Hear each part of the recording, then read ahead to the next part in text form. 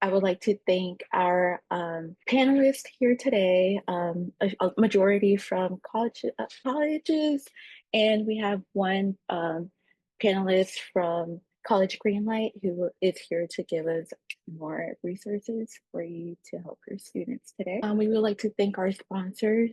Thanks to them, we are able to provide these webinars to you at free of charge. And we will also like to thank our partners, the Alabama Commission of Higher Education, the Alabama Community College System, the Alabama State Department of Education, and the Get Educated, which is the common Black college application. Just some housekeeping, please keep your microphones on mute at all times to avoid feedback during the presentation.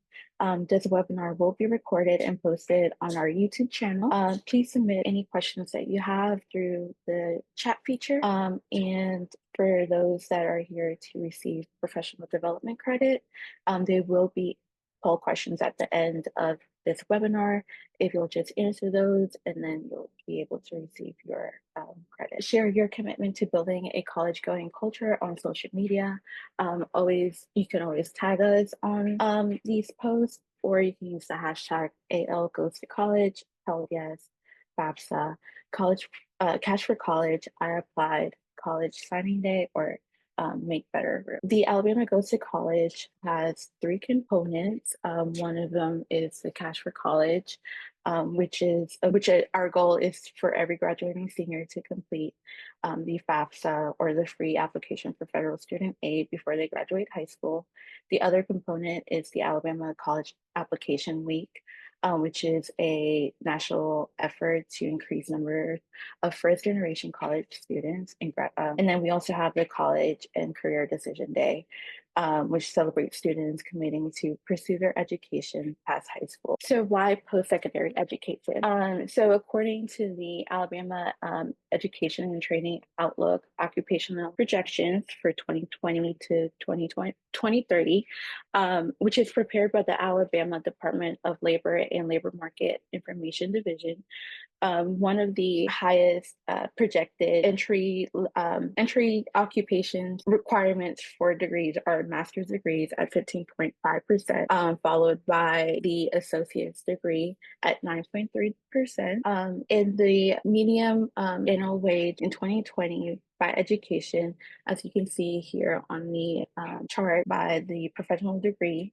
or doctoral degree, followed by master's degree and bachelor's degree. Just a reminder that the Alabama College Application Week in February of 24 to 28th, 2025. So we will launch some poll questions. Hi everyone, I'll be launching a poll on your screen right now. We just want to understand the biggest reason your students choose to go to out-of-state institutions. Hopefully that will inform some of what our presenters share with you today. Highest response was program opportunities at 38%, followed by independence or personal growth at 23%. And then both new environment or new culture and funding options came in at 15%. But it looks like students are really pursuing particular program opportunities at out-of-state institutions. If our panelists will go ahead and introduce themselves, their institution, and something that they would like to share about their work or their institution. If Jonathan, you want to go first? You're the first one on my screen. Hi, everyone. My name is Jonathan April. I'm managing director of an organization called College Greenlight. Fun fact, we are not a college, but we provide free resources to college access professionals, counselors across the country. Our goal is to help close some of the big information and opportunity gaps that exist. And we do that by providing free content and professional development for counselors. And I'm excited to be able to share more as we go on today. Thanks for being here. Thanks for having me. Sure. Thanks, Jonathan. My name is Chandler West. I'm an admission advisor at Emory University. Emory is a private research university located in Atlanta, Georgia. It's got two entry points, one at Oxford College as well, about 30 miles east of Atlanta. And personally, I work most closely with students from Alabama, Mississippi, and Northeast Georgia. So excited to be here and share more about Emory with everyone. Jenna, do you want to go next? Yes. Hi, everyone. My name is Jenna Abel, and I am an admissions counselor for the University of Mississippi, or affectionately known as Ole Miss. I am based in Birmingham, Alabama, and I'm a two-time graduate of Ole Miss. So I always say I love it so much that I never left. What I always tell people, if I have 1 minute to tell them about Ole Miss, is I say we are the best of both worlds. Yes, we have SEC football and are located in the #1 small college town, but we also are the flagship university of the state with programs such as our flagships, our honors college, and our School of Accountancy that bring so much recognition to our university. I'm excited to be here. Adam, would you like to go next? Thank you. My name is Adam Sapp. I'm the Director of Admission at Pomona College. We are a liberal arts college just outside of Los Angeles, California. We are also part of the Claremont Colleges, which includes 4 other colleges, which are our neighbor institutions: Pitzer College, Scripps College, Claremont McKenna College, and Harvey Mudd College. And together with Pomona, we form what's called a consortium. So you can go to one school, but you can take classes at all 5. You live at one school, but you can participate in clubs and activities at all 5. So we have both the liberal arts feel of a smaller school, but also we feel more like a medium-sized university. There's about 6,000 total students in Claremont. There's about 1,700 students at Pomona. Really happy to be with you today. I have to confess, my favorite student intern, we always have student interns in our office. My favorite one of all time was from Auburn, Alabama. And I think about Joey a lot. So I'm really glad to be here talking to folks in his state. I'll turn it over to Carrie. Well, thanks, Adam. Hi, everyone. Really excited to be here. My name is Carrie Brown. I'm Assistant Director of Admission at MIT, which stands for the Massachusetts Institute of Technology. So we're kind of a medium-sized STEM research institution in Cambridge, Massachusetts, which is basically Boston, Massachusetts.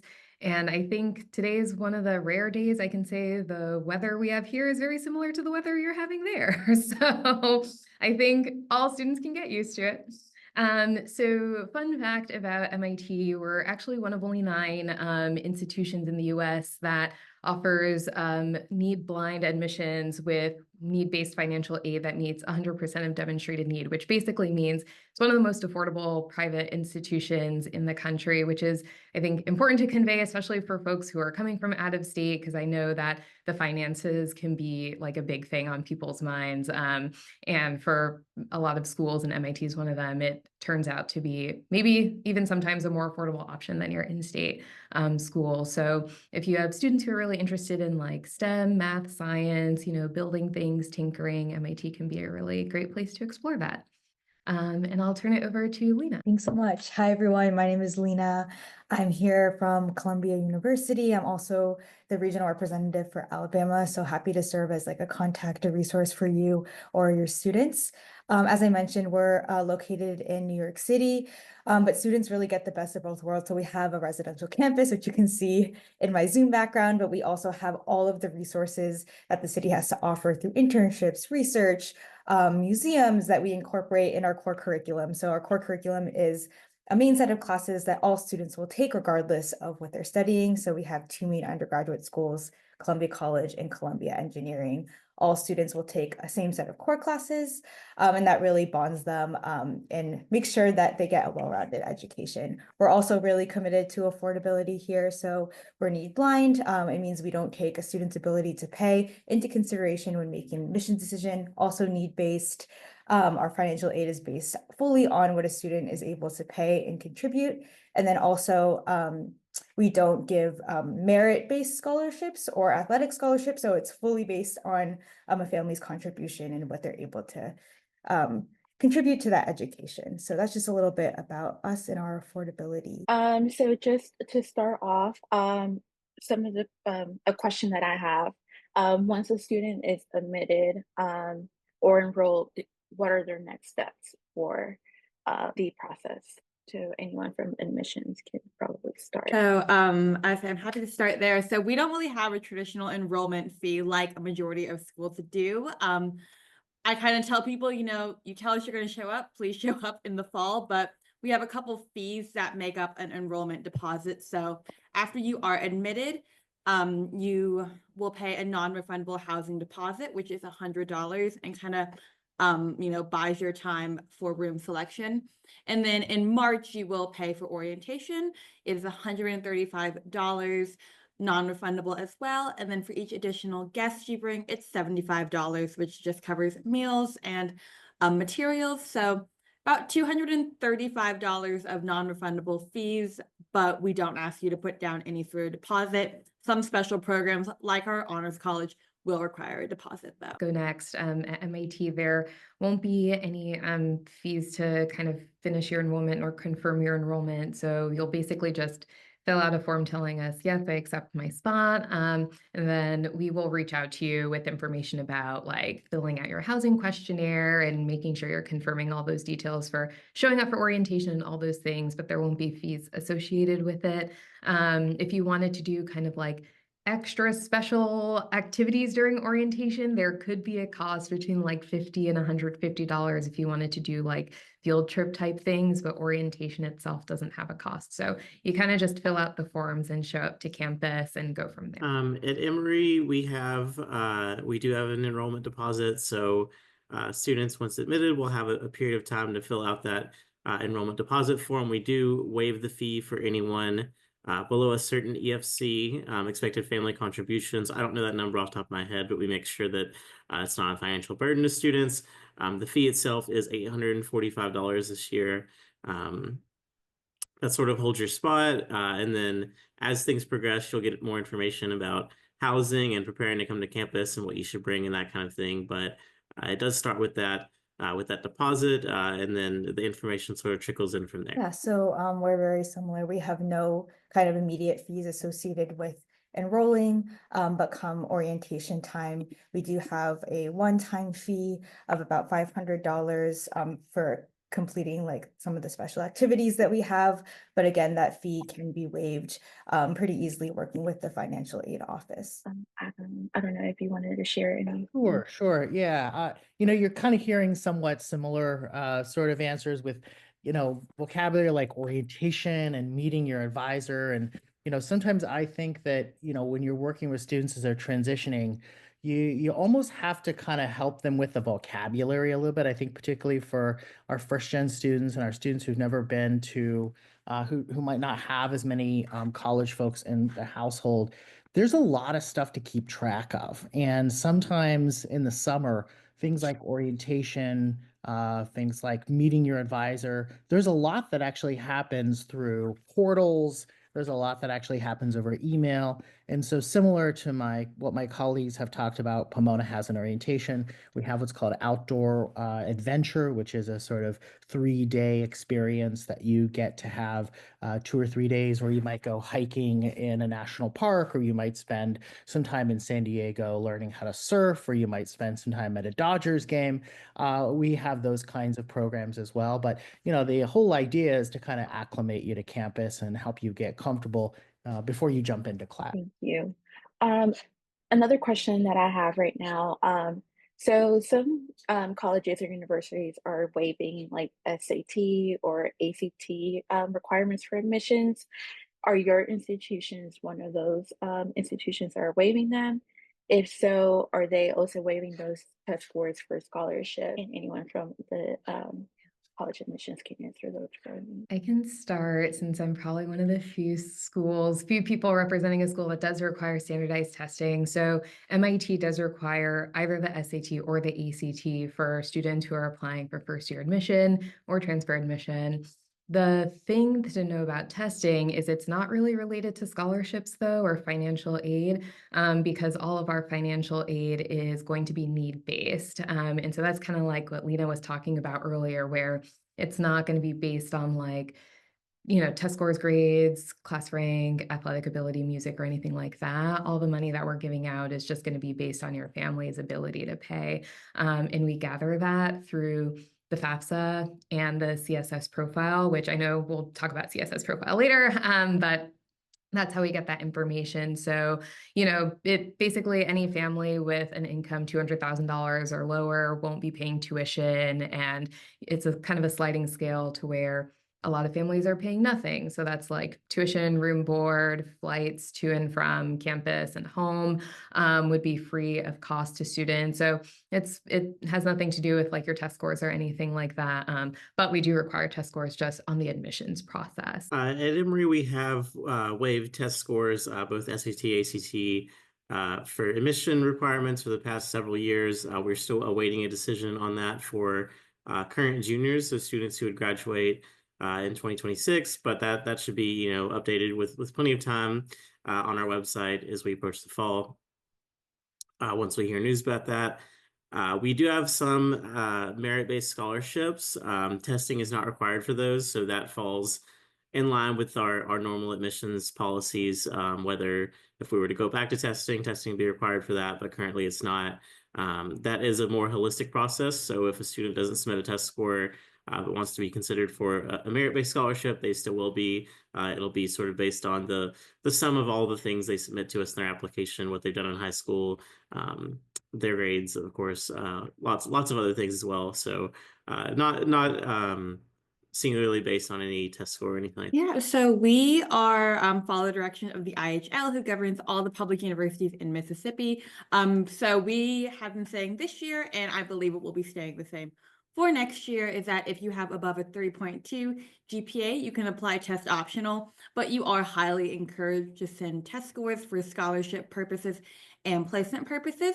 And then if you have below a 3.2 GPA, you're highly encouraged to send a score if you think it will help you. And that is a conversation that I'm happy to have with you guys as you're working with your students, just kind of not in front of everyone on that for sure. The majority of our scholarships for out-of-state students are going to be ACT or SAT based. So they start at a 25 or 1200. We do accept super scores, and we do accept scores up until the first day of freshman year. So for getting across state lines with those out-of-state fees, scores will be very helpful for that. We do have some competitive scholarships, but typically they are really competitive for our non-residents. So I'd say not to bank on the holistic scholarships and really try to hone in on those test scores, since we do take them so far throughout the year. I can jump in next. So at Columbia this year and for the foreseeable future, we are test optional, so students can decide if they want to submit their test scores or not.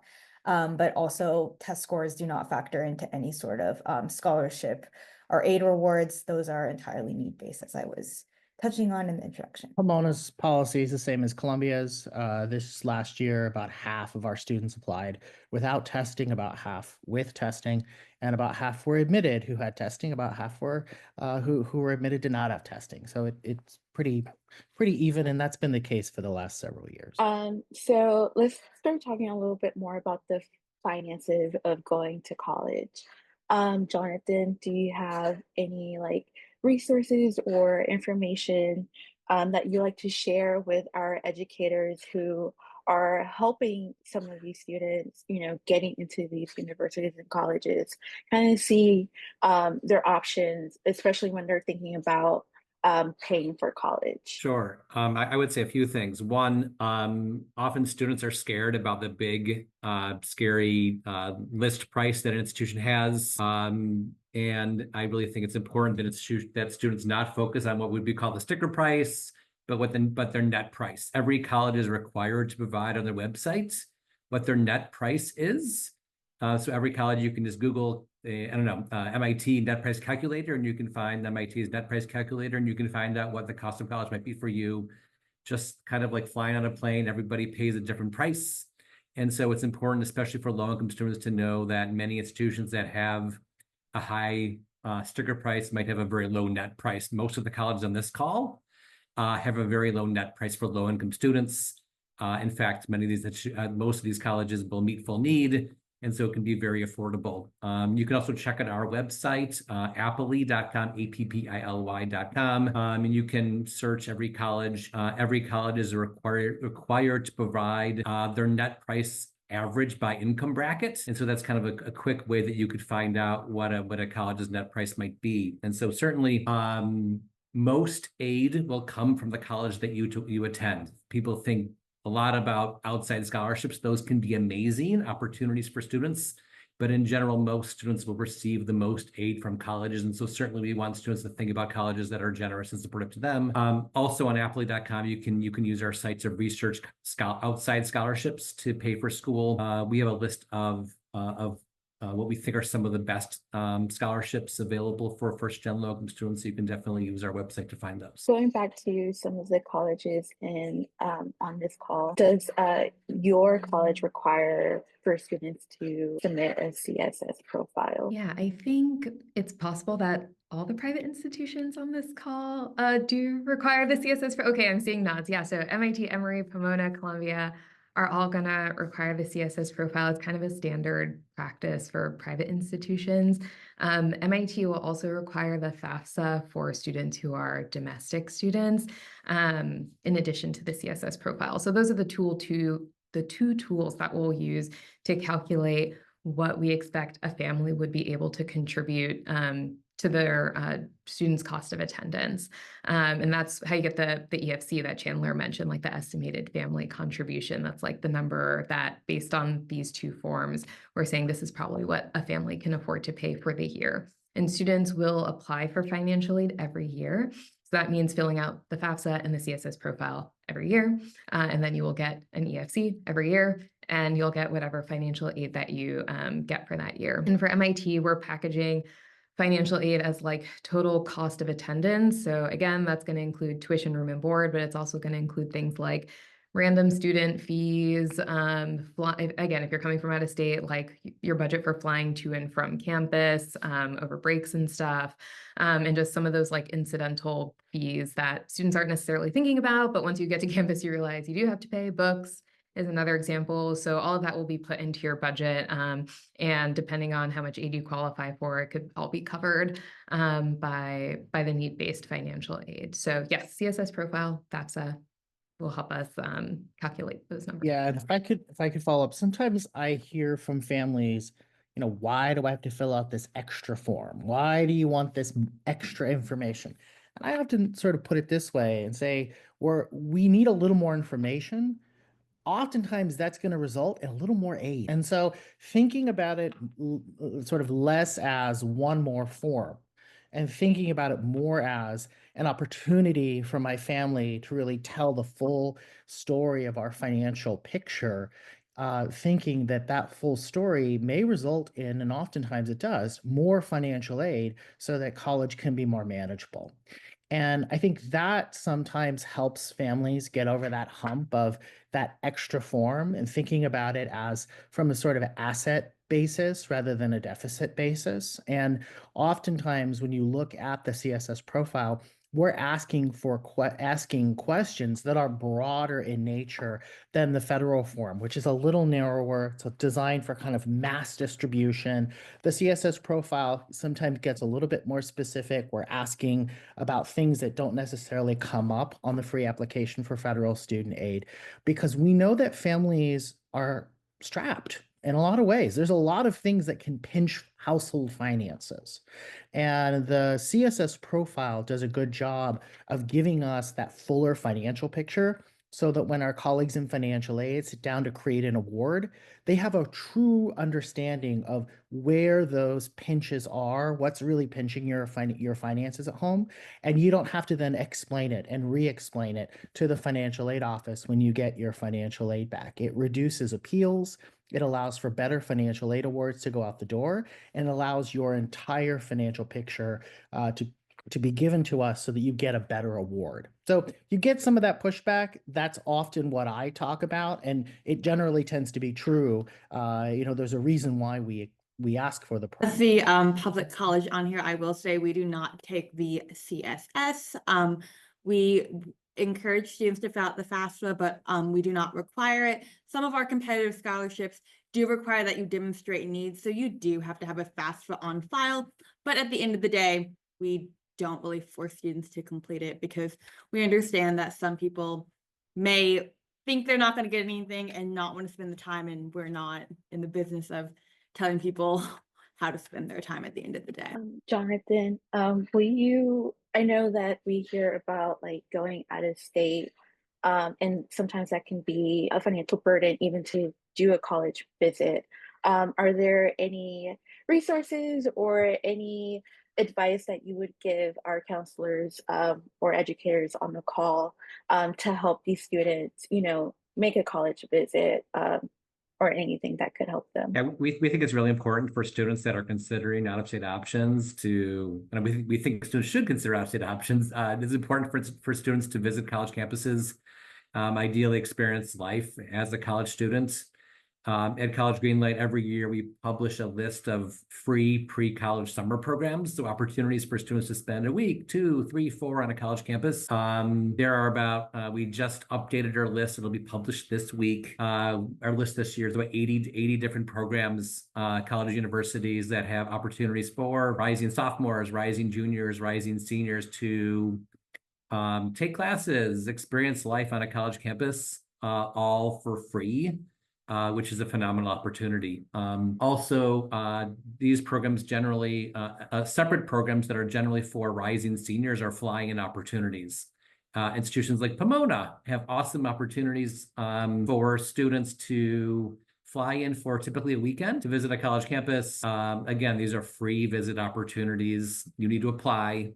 Every spring we publish a list of fly-in opportunities, and so stay tuned for that list. But these are great ways for students to visit campuses all across the country and really experience what life is like. Adam, I see that you added in the chat about the My Intuition free tool. Can you give us a little more information on that tool? Sure. My Intuition is a free tool that a lot of private colleges offer.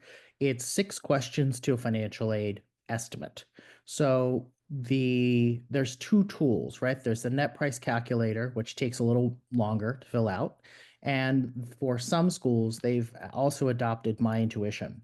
And this is something you can do with your families in your office. It'll literally take you less than 5 minutes, or they can do it at home if they don't want to share financial information.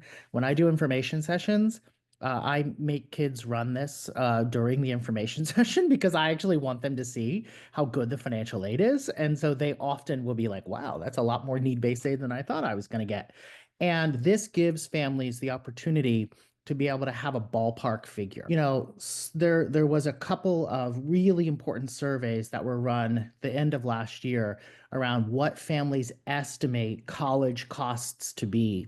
And most families wildly overestimate how expensive college is because they think about sticker price, like Jonathan was talking about earlier. They don't think about their ability to qualify for financial aid. And so I think as educators and as folks working on the front lines, we have to do some of this myth busting, and we have to be sort of advocates for the financial aid that is out there. And part of that myth busting and advocacy is truth telling. And so I just like to work with the numbers. I like to work with the data. I like to say, here's what actually is going to be a financial aid estimate. And these calculators are really good ways to do it. And you can literally do it in under 5 minutes. So just to any of the institutions representing here on the call, are there any scholarships or financial aid opportunities specifically for Alabama students that your institution might offer? I'll say, I think again, maybe, well, I won't speak for the other private institutions, but I suspect this is going to be a common practice among some private schools, which is that we don't have specific state-based scholarships or anything, again, that's not going to be just like a strictly need-based scholarship or grant funding for students. All of our students are eligible for the same kind of need-based financial aid, regardless of citizenship, regardless of where they live, so on and so forth, right? So again, everyone who's interested in receiving financial aid from us will just fill out the CSS profile. And if they're a domestic citizen, the FAFSA, and they will receive like a comparable financial aid package. Like it would be the same aid regardless of where you were applying from, right? And as Adam was saying, it tends to be a pretty generous amount. And again, it's all dependent on income and assets and filling out one of those like debt price calculators that Adam mentioned will give you a pretty good estimate of what the finances can be. I actually just looked at Appley for the first time in a long time, and wow, that is a great resource. I was really impressed. I just looked at the MIT page and I was like, yeah, that's that.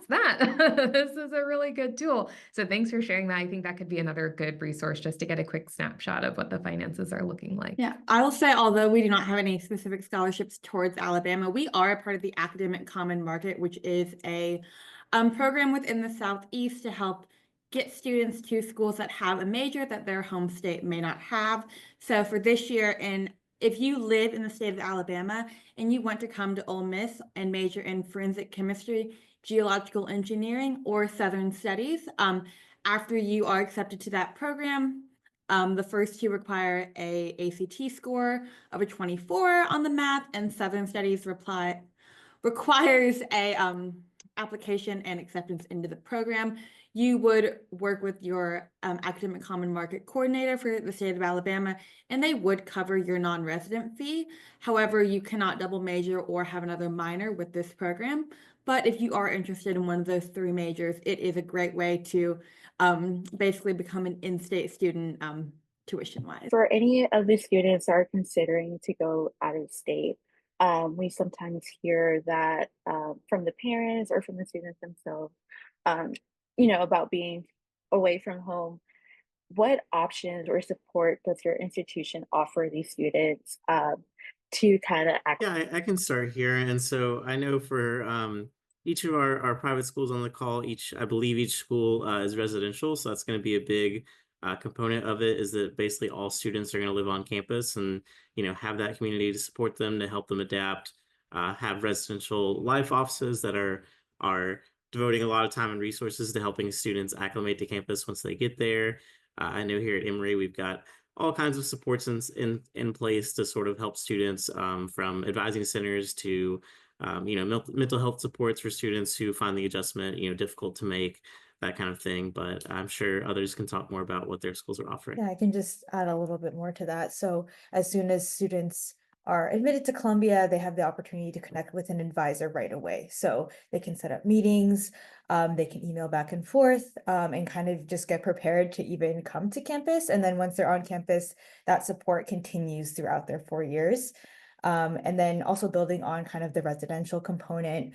As I mentioned, we have a residential campus and students are guaranteed housing for all 4 years. So that can be a community throughout their entire time at Columbia, along with, of course, student organizations and more communities that I can't even list right now on this call. But if you're interested in kind of seeing all of the opportunities we offer, I can drop a link that has those communities. Yeah, and really similar to Emory and Columbia, MIT's got, students living on campus, guaranteeing housing all 4 years. So students kind of form communities that support each other.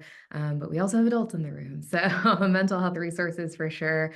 Kind of our flagship support service for students is something called Student Support Services on Campus, or S Cubed. And kind of like, every school has these different offices, like for, health services or disability services, or if you want to take a leave of absence to go do something, like there's a million different offices that support students, but at MIT, students just go to S Cubed to figure out where to go next, so that students don't really have the burden of triaging their own issues. They can kind of just show up at one place and an adult will tell them, here's the resource I have for you.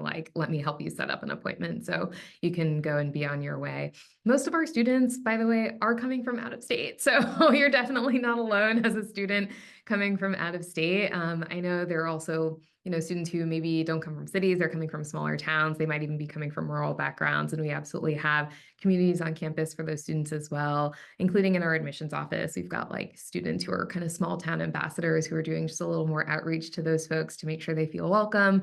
So students definitely aren't alone. These are really diverse communities that we have on these campuses who are ready to welcome students who are coming from all types of backgrounds. And that's kind of what makes it an appealing place to study, is that you have people coming from all over. Pomona is also very similar. We also guarantee housing. 72% of our students come from out of state. And so we have a lot of different ways to connect and build and sustain community. We have mental health support resources at Monsoor Counseling Center. But honestly, since the pandemic, what is really changed, I think, with this generation of students is they don't necessarily like to walk to an office and sit down and talk to an adult. They want 24-hour access all the time via their telephone or via their cell phone. So we have telehealth, and telehealth is wildly popular.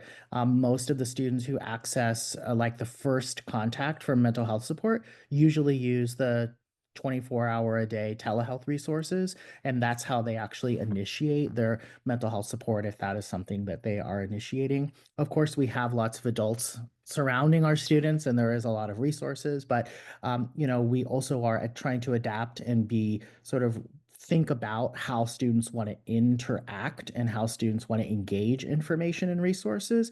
And so thinking about different modalities is really important, in addition to thinking about what exactly support services look like. Some of our students might even consider, employment opportunities, internships, professional mentoring. Does your institution or Jonathan, if you know of any resources that could help connect these students to these opportunities while they're on campus? I can start. I would say definitely yes. And so it's funny. Again, I'm not getting paid by Appley, but I was just on Appley looking at the like employment page. And it was like a wealth of information and pretty accurate, honestly. So yeah, we absolutely have a career services office on campus that can help students at any stage of that like career journey, whether it's you're a freshman, you're just starting to think about what a career might be, and you want some advice on how to make a resume, how to even look for jobs, all the way to I'm a senior, I want a Fulbright fellowship, tell me what to do, right? So there's a lot of different touch points that students can have at the Career Services Office. Being in a city, we also have a lot of employment opportunities because of industries that are around the Boston area. It's MIT, so naturally tech, biotech, biosciences, life sciences, pharma are going to be really big around here. And so we've got some partnerships with those employers in the area, and students tend to find a lot of success there. A pretty surprising number of MIT graduates actually do just go straight to grad school, on the order of like 44-ish% of any graduating class. So there's also a lot of advising for how to make graduate school a next step as well, whether it's at MIT or somewhere else. So definitely students are finding a lot of success post-graduation. I looked up like the average salary for MIT grads, and it was like double what I made. So they're doing pretty well, apparently, finding things again, like largely in the tech industry, but also beyond, a lot of entrepreneurs as well. So Yeah, Emory has a lot of, similar resources available, a career services office, full support across the 4 years. And I'm sure that's going to be the case for the schools on the call in general. One thing I want to highlight is you asked about internships. So Atlanta is actually the #1 city in the US for internships for college students. So having that right in our backyard here at Emory is a great tool. Of course, we stay connected with lots of local businesses, make those alumni connections to get students doing internships in fields they think they might want to go into, everything from politics to healthcare to staying over the summer to do research, all kinds of things. So just wanted to touch on that side of things. I think probably all the schools on the call also have great internship opportunities while students in their 4 years of undergraduate study as well, but wanted to highlight Atlanta as a great resource for that. I will say that we are a little bit different than the rest of the colleges on here, that our town is quite small compared to Atlanta, Boston, LA, and New York. So definitely different opportunities, but we still have great opportunities for our students. Like everyone's been saying, we have a great career center. We also have the Office of National Scholarship something, and they are the ones who are going to help you get a Fulbright. I believe we've had 18 Fulbrights, which is a pretty big deal. So we have a lot of opportunities there. And then with a lot of our internships and whatnot, we kind of break them out into the colleges. So if, let's say, you are a member of like our pre-med track, then you're going to work with the Health Professions Advising Office. So kind of by breaking it out into each school and like major, you're going to get more personalized kind of an experience and advice, because these are the people who only work with the students who want to be pre-med or the ones who are going into politics. So they then lean on their alumni networks. For some of our bigger majors like engineering and business, we host fairs, so similar to a college fair, but for businesses. So They have a lot of opportunities there as well. And I always like to highlight our medical school and our pre-med program because our placement rate in medical school is nearly double the national average. So if you want to come to medical school, we are a good place to get you there. One thing I would add, we have a new sister platform called the forage.com. Which is a pretty unique platform where students can take these online job simulations. They can do a mini 2 to 5 hour project to learn what it's like to be a lawyer or a computer developer or an investment banker or a consultant. And it's a pretty amazing resource for counselors to share with students when they're kind of trying to investigate what they want to do with their lives. I put a link in the chat. So one final question before we start wrapping up. What is one advice that you would give on students that are considering to go out of state for college? I would say as an out-of-state student that my advice for an out-of-state student is just to take a leap of faith, go for it. Gonna be honest, no matter how confident someone looks, you know, your freshman year, everyone wants to make friends. So it's not weird to ask someone to lunch, you know, just take a chance and I think believe in yourself. And then that will really help you be successful if you know at the end of the day that you can do it. I'd say visit campus if you can at all, if it's at all possible. I know we work with a lot of low-income students for the organizations on this call, but you know, as others have mentioned, Jonathan highlighted a great resource of ways to get to go visit college campuses without, you know, having a lot of financial burden. A lot of our schools probably also have some funding available, especially for students once they've been admitted. And so being able to visit a campus, make sure you can picture yourself there before you make, you know, a really important decision of where to attend college is my biggest piece of advice. I'd say related to that, I think if you're not able to come to visit campus, which will obviously be wonderful, please explore our virtual opportunities. We have so many available live ones. We have virtual tours. We have video recordings, so make use of all of those resources, talk to current students. New York City can be kind of an overwhelming jump, but there's also a place here for everyone. I would just say ditto, all of that. Take the leap. Yeah, I like that. I think being a risk taker as an adult means you have to practice as a student. And there's no better practice for being a risk taker as an adult than jumping in and going out of state. Like, just do it. You will find our campuses and so many campuses like ours are excited that you're there. They're happy to support you.